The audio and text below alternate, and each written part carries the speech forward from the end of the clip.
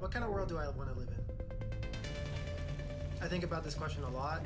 La cámara. Apaguen la cámara. For our generation and for specifically my group of people, which is refugees, the circumstances might dismantle any vision of the future that we have.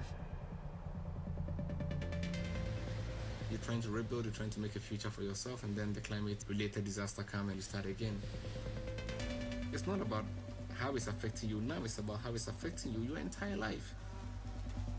First step to understand is that we're all a part of it. None of us are going to be left out by the crisis. We're at a stage where if we don't act now, really there won't be very much left. There are generations that will never see certain things that we grew up seeing in real life. We have to start treating this like the emergency it is. To achieve the 17 Sustainable Development Goals, we have to go from an intention to a serious commitment.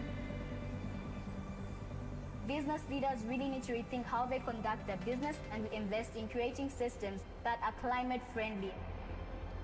The action I would like to see is accountability. Structures being put in place where countries aren't just asked to do something, but they're kept accountable to the decisions that they make. There has to be that strong collaboration between government, between corporations, between youth activists to drive change forward. The world I would want to live in is a world where imagining the future is not a privilege.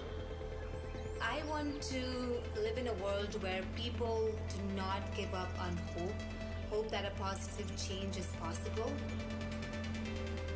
The fact that you're listening today means that you are willing to make a change.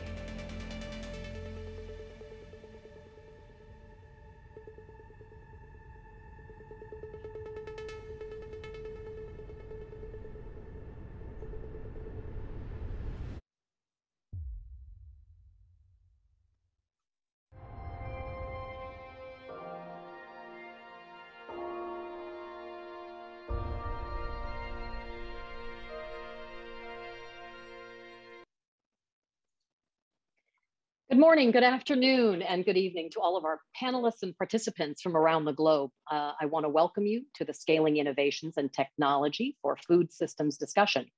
My name is Tara Nathan. I lead MasterCard Worldwide's social impact business that innovates commercially sustainable digital tools to give marginalized individuals access to basic services. I will serve as your moderator for this august panel. Joining me today, we have in the first session an all-female panel. I'd like to welcome, we have the Honorable Maria Juliana Ruiz, the Honorable First Lady of Colombia, Hanneke Faber, President of the Food and Refreshments Division at Unilever, Dr. Purvi Mehta, the Head and Deputy Director for Agriculture for Asia of the Gates Foundation. Welcome to all of our panelists. There are myriad challenges with today's food systems, from land use to greenhouse gas emissions to food insecurity. Today, we're going to focus on sustainability of food systems, primarily economic sustainability, with the farmer at the center, and how operational or other factors can drive to that sustainability. How innovations, both technological innovations, but also pricing, go to market, product innovations can transform food systems to improve farmer incomes and drive towards the SDGs Zero Hunger by 2030 goal, and ultimately create an inclusive, efficient, sustainable, and nutritious food system. I think we all recognize here that a fundamental shift is needed to create sustainable food systems. Governments must improve policies for implementing innovative solutions. Private sector companies must bring their expertise and technology to innovate solutions to food system challenges. And of course, donors need to de-risk innovation. Many of these changes are underway, from precision agriculture to smart logistics and integrated supply chains. Yet adoption and usage of technology and these innovative approaches that can improve food security at the base of the pyramid has failed to scale. broad adoption and usage will only happen if innovations are economically viable, especially for the farmers. And one of the fundamental challenges that we want to talk about today is the lack of an operational mechanism for collective action. Whilst I think we all have seen there are multiple thought leadership fora for thought leadership, negotiation, government policy making, we seem to lack a mechanism to coordinate the actual implementation and scaling of these innovations. And that's why the World Economic Forum and partners like MasterCard and those gathered here today are creating country-led food innovation hubs around the world. These hubs bring together the myriad actors required to drive collective action and build sustainable food ecosystems. The hubs focus on adoption and scaling of innovation. Today, we'd like to deep dive from the various perspectives of leaders in government, civil society, private sector, and the farmer, most essentially, on what is needed to build sustainable food systems. Critically, we want to hear today about the gaps to collective action and how we can enable and scale ag innovations. This session has two parts. We will begin with an opening plenary, which will be available later for the public to view through the World Economic Forum website, before moving to a panel where we will discuss how to take this vision to action in the second half. I have the honor to moderate this panel for the opening plenary. So again, welcome to our esteemed panelists. With that, I'd like to turn to our first panelist, the Honorable Maria Juliana Ruiz. You are very well known for your work and passion driving collective action for the well-being of children, and especially the eradication of malnutrition. Colombia is also one of the first countries to initiate a food innovation hub. So if you could, I would love to hear more about the opportunities for change you see in the food systems in Colombia. What needs to be solved? How can innovation help? And how can the food innovation hubs facilitate this transition? Sure. Thank you so much, Tara. Good morning to everybody. It's truly an honor for me to be part of this panel. So to answer your question, I will probably start by the roots, and is to say that agricultural activities, rural communities, local products and producers as part of the food system have become vital to Colombia's growth, both in economic and social terms. And I would like to share some numbers. And an example of this is that nearly 3.3 million Colombians are employed in the agriculture and related sectors. So this for us has also become a major target and a specific place to work with and for. And this also has a specific relevance because this makes the sector as the second largest employment generator in Colombia. So this is truly relevant when we speak about development and sustainable development. Additionally, agricultural competitiveness is a priority for Colombia, and innovation takes a relevant part on it. You mentioned I've been passionate about nutrition, and I truly believe that if there's an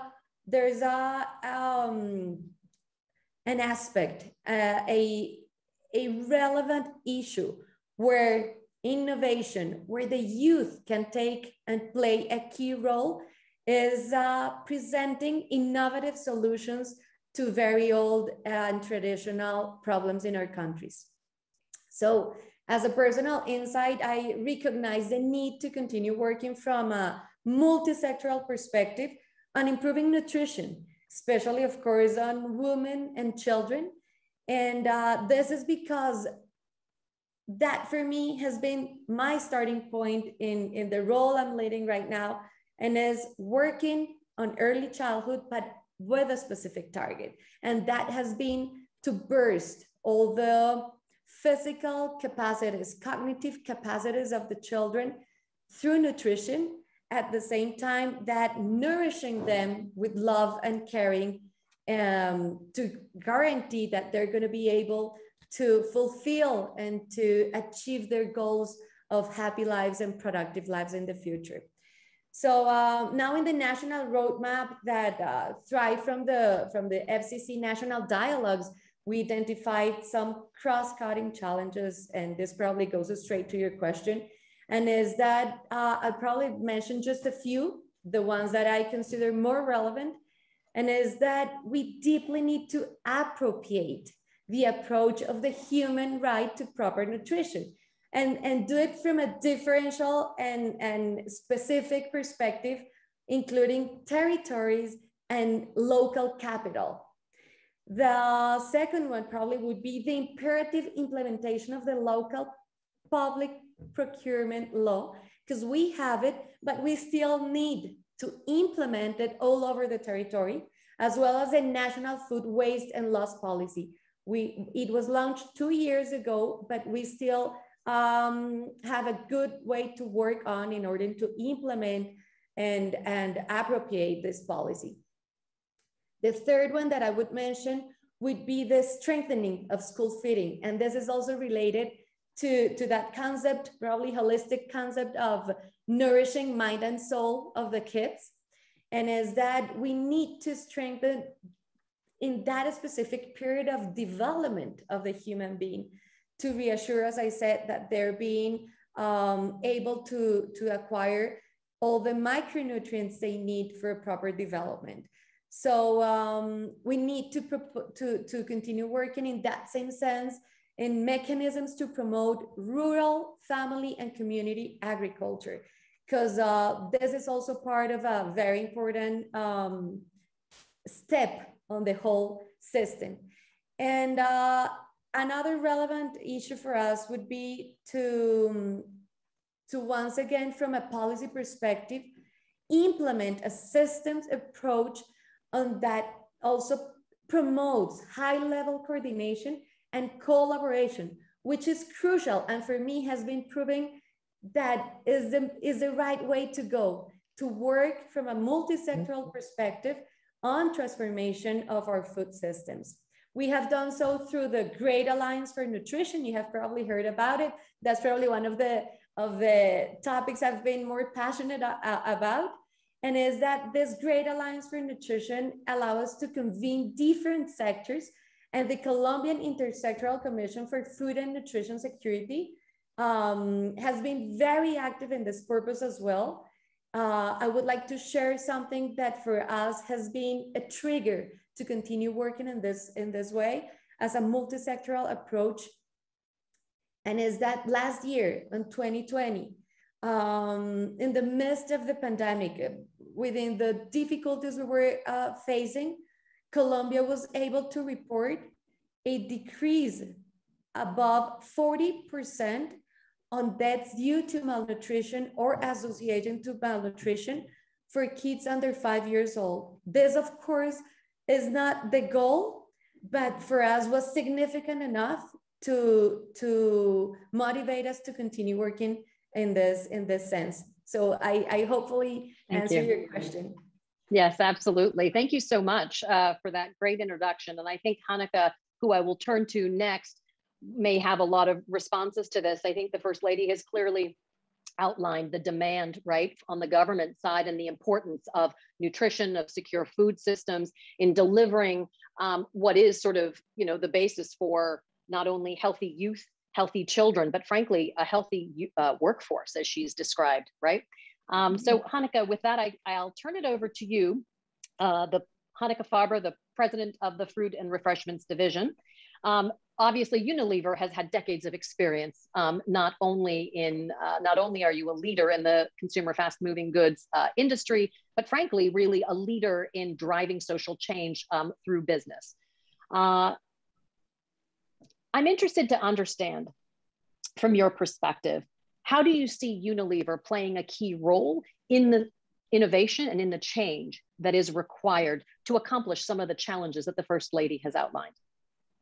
Yeah, great question. Thanks, Tara. And thanks to the First Lady as well. It's really impressive what's being achieved in Colombia, especially in childhood nutrition. So kudos to you. What do I believe Unilever and other private sector companies can do to be agents of change in the food system? Well, let me first say, I believe we have an absolute responsibility to help change that system because it is broken. And many of the things were mentioned before on why it's broken. And I don't agree with people like Jeffrey Sachs, who recently said that foods companies should just, I think he said, behave, pay taxes, and stick to the rules. Of course, we should do those things. But the system will change faster if the private sector and companies like Unilever do more. So I think there's two things as a company we need to do, and we do at Unilever. And they are public commitments and then delivering on them, and collaboration. And so public commitments are really important. You need to go out and set specific quantitative time-bound commitments on how you're going to change the food system for the better. And we've done that as Unilever. We've committed to a whole number of things. I won't mention them all, but to €1 billion in plant-based sales, because the world needs to eat a little less meat and a bit more plants, to doubling the products we sell that have positive nutrition, including fortified products, which again, the First Lady mentioned. We've committed to halving food waste in our operations. We've committed to reducing salt, sugar, and calories in our product. We've committed to less plastic, which is another big issue. We've committed to more nature-positive production, to a deforestation-free supply chain, to a living wage for everyone in our extended supply chain. And of course, we've committed to being net zero by 2039, 11 years ahead of the Paris Agreement. So we work really hard now to deliver on those things, to report progress very transparently annually. And some of these things are going great, some are going less good, so we'll need to step on those harder. And we've also put a €1 billion climate and nature fund in place to fund some of the investments that are needed to deliver on those commitments. So I think that's the first thing any private sector company needs to do, because if we're not gonna commit and deliver on some of the things the food system desperately needs, then who will? And then the second thing I think the private sector needs to do is collaborate with others in the value chain. Unilever is a big foods company, but we're not going to change the food system on our own. That's clear. So we are working very closely with farmers, with governments, with NGOs around the world. And I think that's where these World Economic Forum food innovation hubs are very helpful. We just announced actually yesterday a new partnership with the Farm to Market Alliance in Africa under the WEF Innovation Hubs. And the hub really helped us to get in touch with the right partners. And together we're going to explore ways for African smallholder farmers in Kenya to grow more diverse, we call it Future 50 foods, because the world's too focused on just a few crops, which is bad for soil and bad for nutrition. So we're going to work together to see if we can both create the supply and the demand of more diverse crops. So that's one example, but collaboration is so important. We are collaborating on the ground with farmers, with governments, with NGOs in so many places, including, by the way, with the Gates Foundation. So I'm really looking forward to hearing from them today as well. Thank you so much, Hanneke. It truly is impressive. I think some of the groundbreaking work and sort of that Unilever does, not only as an individual company, but frankly, as a role model for other private sector actors, you know, seeking and looking inside to make a change. So thank you for your participation. I'm going to turn to, it's my pleasure to introduce our third panelist, Dr. Purvi Mehta, the head of agriculture for Asia at the Bill and Melinda Gates Foundation. The Gates Foundation needs no introduction, of course, Purvi. And I know you've been actively engaged in investing in technology and innovation for food systems across Asia, especially in India. Given these decades of experience, what do you see currently as the gap? I think we're all calling for and talking about intersectoral collaboration. I think we know the problems well, right? What do you see as the gaps? And how do you see us tactically moving forward towards filling those gaps and addressing them? Thanks very much, Tara. And I really, really appreciated the earlier comments, of course, from the Honorable First Lady and also from Hanika. I think they've covered quite a lot of things on what is happening. Purely from a developing country perspective, I think one of the biggest gap is we have not harnessed the potential enough. You see, predominantly it continues to remain a low input, low output system. And I think any innovations, any collaborations, any transformative ideas that sort of contributes to turning that low input, low output agriculture system to more sustainable input and profitable output system is going to be very, very important. And when I say profitable output, it is not just the question of the price the farmer, for example, or the producer realizes out of that produce, but at the same time also, as the First Lady said, optimizing the value of the produced food also to bridge the huge nutrition gaps. I think, we as a world have come a long way in achieving food security. The next step is to really, think about nutrition security in the context of the consumers, as Hanika mentioned and as the First Lady mentioned as well. I think one of the also very important aspects would be food security for the food securers. World over, especially in developing countries, the largest number of malnutrient people also happen to be farmers or the rural population, right? And so how do we link agriculture production with its largest output, which is also nutrition, is going to be very important. And more in developing countries, I think there are two very peculiar things. Number one is the dependence on locally grown, locally sourced food. So that's where it plays a very, very important role. And number two is a real need, and as you mentioned, Tara, in terms of the missing ones, I think the real need is also to diversify our agriculture systems, right?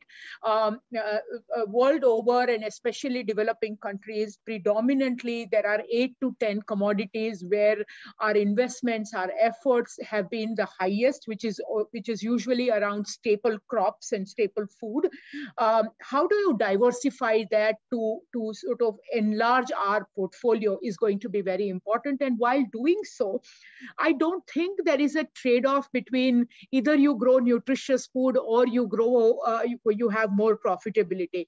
I think nutrition and profitability for the farmer must go hand in hand to make our foods or food system more accessible and affordable for the farmers.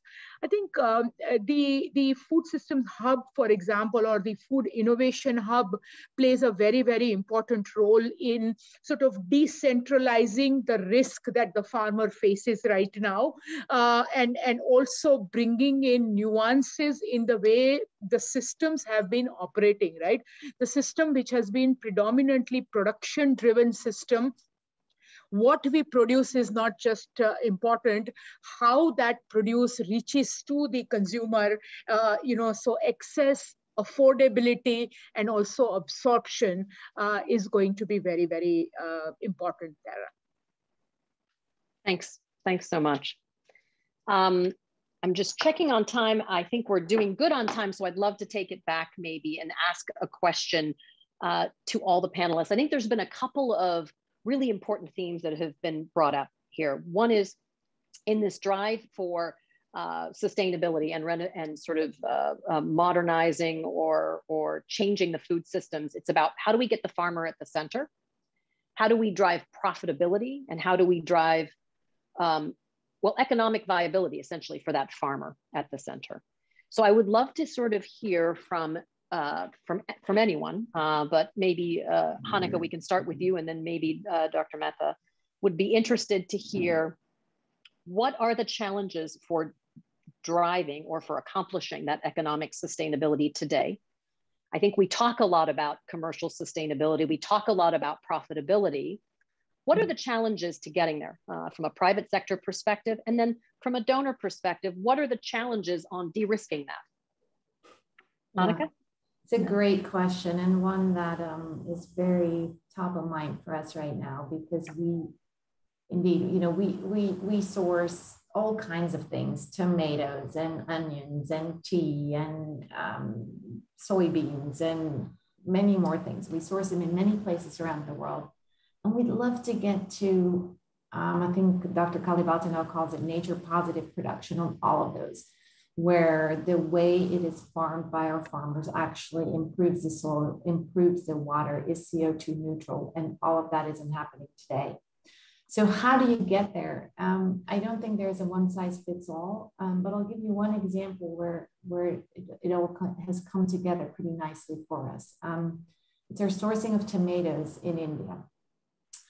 So in India, we sell Knorr, tomato soup, and Kisan ketchup. So we need a lot of tomatoes.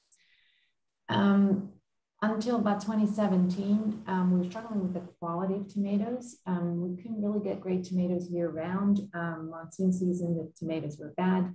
Farmers were struggling with yield and living incomes. So it just wasn't a great way for us, for the farmers, and honestly for consumers to get their tomatoes and ketchup and soup. So we kicked off a collaboration with a cooperative called Sayadri Farms in Western India. They are a cooperative of about 10,000 tomato farmers.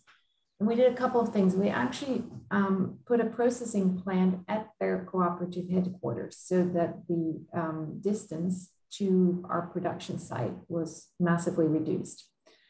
We helped them with sustainable agricultural practices to both be better for the soil, but also improve their yield.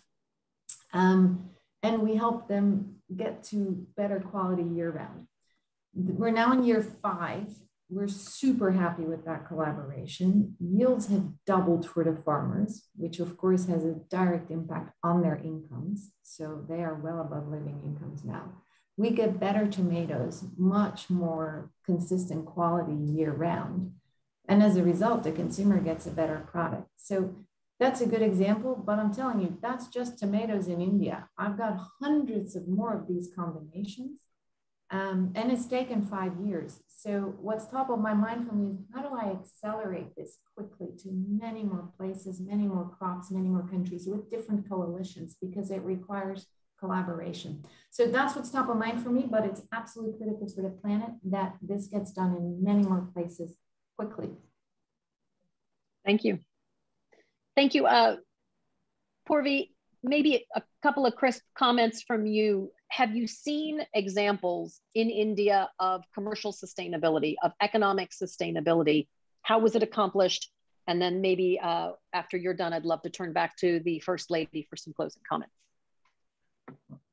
Yeah, thanks, Tara. I think Hanika gave one example already. There are a very large number of those kind of examples, but at the same time, there are also a very large number of examples where things have not worked out and it has not been economically sustained. So I think we need to learn from both of that, right? I mean, we have large examples like the dairy cooperative movement. Two, we have examples from smaller commodities also. But I think at the crux of any of these successful models, as Hanika said, number one is the collaboration, and collaboration throughout the value chain, right?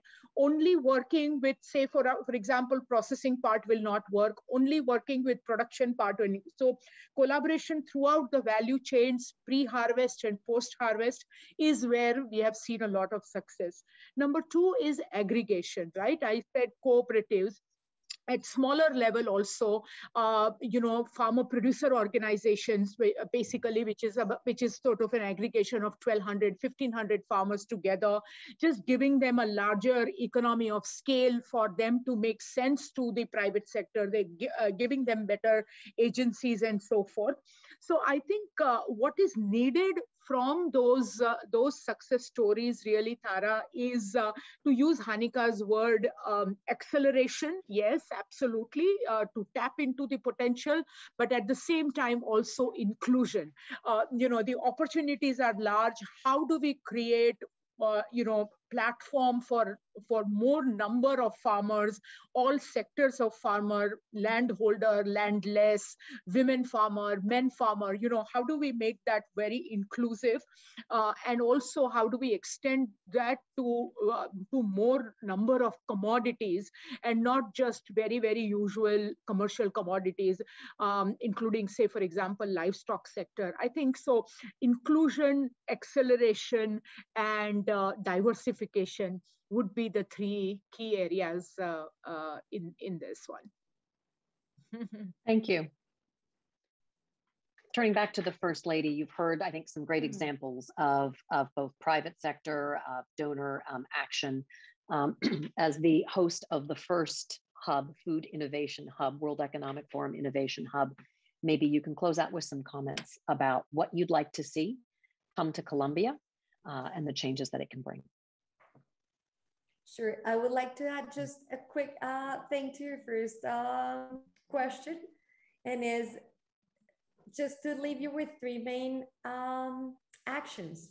And is that knowledge, which for me is absolutely connected to real facts. Communication and collaboration are for me also an accelerator in terms of getting to that effect of productivity and efficient and effective ways to come to those sustainable food systems. Now, your question towards how can innovation help somehow? I'm definitely convinced that innovation and technology has tremendous potential for the transformation. And as I said before, from agricultural production to market logistics to nutrition, developing food systems that work for the people and the planet are essential. And there's something that I do believe could be also an expedite solution, and is digital transformation and inclusive innovation are critical. We need not only to train on digital skills, but we do need to train, especially the youth, if may I say, in how to use those skills, how to use the technology in solving traditional social problems. So, of course, there are challenges related to food systems and nutrition, and they cannot be addressed by any single actor. I will go once again towards a multi-sectoral approach, and because I'm convinced that we need even to get to innovation on that co-responsible and cross-sector collaboration and iteration. So we've been working on this approach to innovation and foreseeing the opportunity of putting in motion what we call the lab. And it's a model that consists of three components. I will probably just go through them very quickly, but basically is to have this kind of laboratory of solutions in terms of all the different steps in the sustainable sectors. And first, in that lab perspective, we're thinking on strengthening the community practices, and this is to have different actors once again commit to working towards collective goals, all related to the system and to nutrition. And this practice should include the national, the regional governments, the international cooperation agencies, the startups, which lately in Colombia, we've seen many startups related to all the different steps of the ecosystem of nutrition. Then the second step will be a pipeline of projects. As I was mentioning before, I truly believe that once we have the route, we decided the target, and we work with the heart and with the commitment of coming up with solutions, things can be done. And the third step would be the consolidation of knowledge and learnings as the two previous components move forward. So this is a model that has been implemented in Colombia by our Agency of Innovation and Entrepreneurship, which is called Impulsa.